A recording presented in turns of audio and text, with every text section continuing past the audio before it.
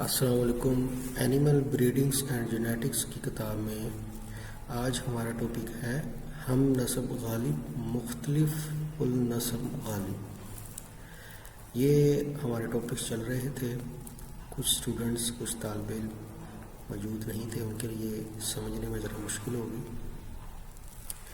اب اس میں کیا ہوتا ہے کہ یہ کیا چیز ہے، مین بات اس میں یہ ہے کہ جینز کے ساتھ ملاپ اگر کروایا جائے تو بچہ یا بچے کے جینز کیسے ظاہر ہوں گے۔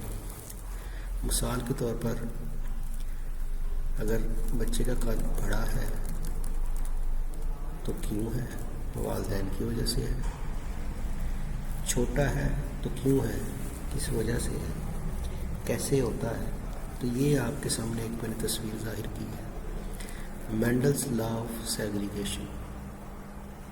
اب اس میں اگر ایک مثال دی ہے وہ یہ ہے کہ والد اور والدہ، نر اور مادہ، اس میں کیا ہے کہ اس کا ایک کا رنگ پیلا ہے اور لکھا ہوا ہے ڈبل وائی بڑا کر کے، ایک میں لکھا ہوا ہے ڈبل وائی چھوٹا کر کے اور رنگت سبز لکھی ہوئی ہے۔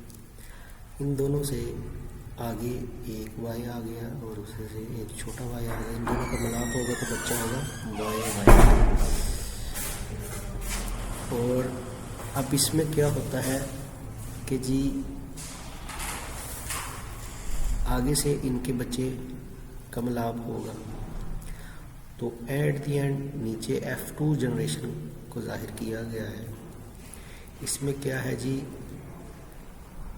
جو ماں تھی اور باپ تھا اس کے جینز مطلب کروموسوم DNA کے اندر ایک بڑا وائی ہے ایک چھوٹا وائی ہے، مطلب پیلا اور سبز۔ اسی طرح دوسری جانب دوسری طرف آپ دیکھیں گے سائڈ پہ ڈبے کے باہر ایک چھوٹا وائی سبز رنگ کا اور ایک بڑا وائی، مطلب دونوں جو نر اور مادہ تھے ان دونوں میں جینز ہیٹروزائگس ہے۔ ہیٹروزائگس مطلب سیم ایک جیسے نہیں ہے، مختلف ہے، تو مختلف النسب اس کو کہیں گے۔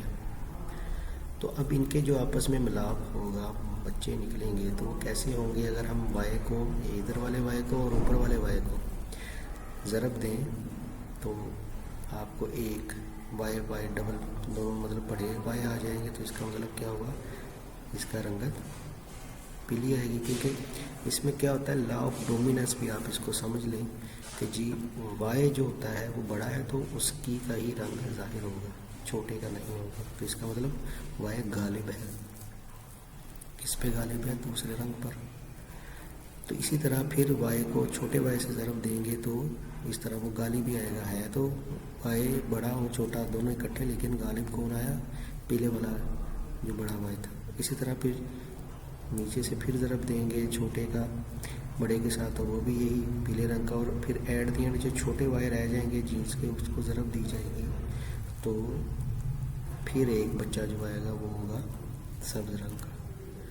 تو اس کو جناب لا آف سیگریگیشن کہا جاتا ہے۔ تو آج ہم یہی جو ہے نا ٹاپک اختتام کی طرف لے کے جانا چاہ رہے ہیں تاکہ جو نئی کلاس لے سکے ان کو بھی کسی حد تک سمجھ آ جائے کہ ہم کیا پڑھ رہے تھے۔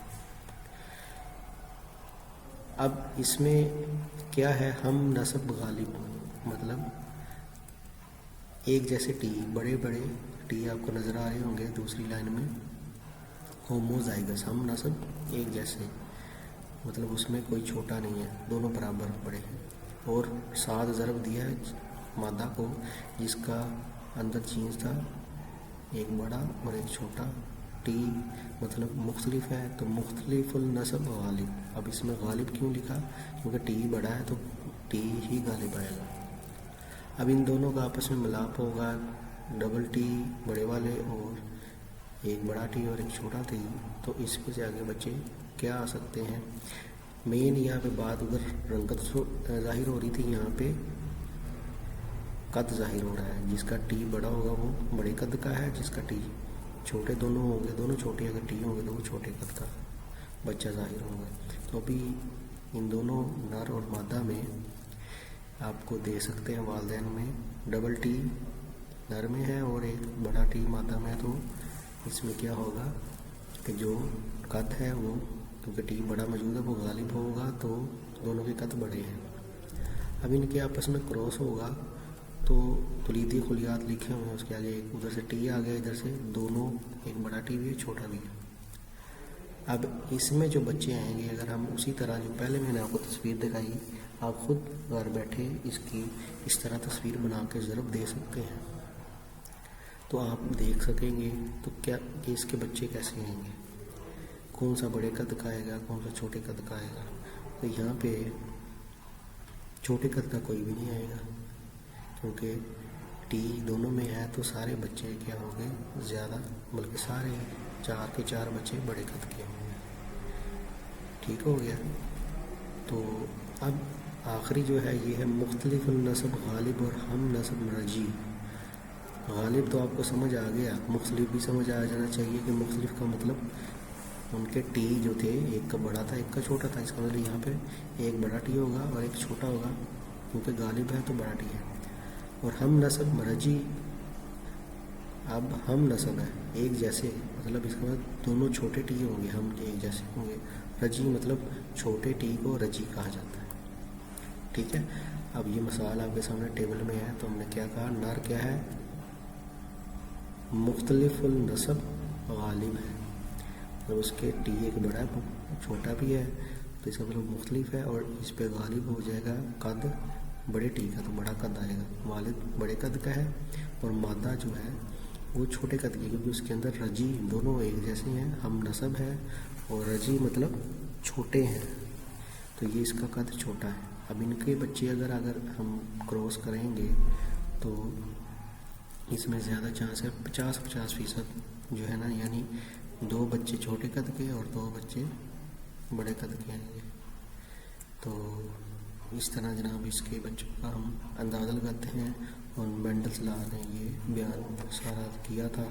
امید ہے آپ کو سمجھ آ گئی ہوگی۔ یہاں پہ لفظ لکھا ہے جینوٹائپیکلی اور فینوٹائپیکلی۔ جینوٹائپ مطلب جینز، جو یہ ٹی ہے یہ جینز ہیں، اور فینوٹائپ جو قد ظاہر ہوگا، یہ جینز کس کا ہے، قد کا۔ تو جس کا ٹی جس جینس میں آ جائے گا وہ غالب ہو جائے گا، اس کا قد اس بچے کا بڑا ہوگا، بے شک اس کے اندر چھوٹا جینس بھی ہے مگر چھوٹے قد کا بھی ہے، لیکن جب تک دونوں جین چھوٹے کے نہ ہوں گے تب تک وہ چھوٹا قد ظاہر نہیں ہوگا۔ تو اس کا مطلب یہ فینوٹائپ ہے۔ امید کرتا ہوں آپ کو سمجھ آ گئی ہوگی۔ ملتے ہیں اگلی کلاس میں، تب تک کے لیے خدا حافظ۔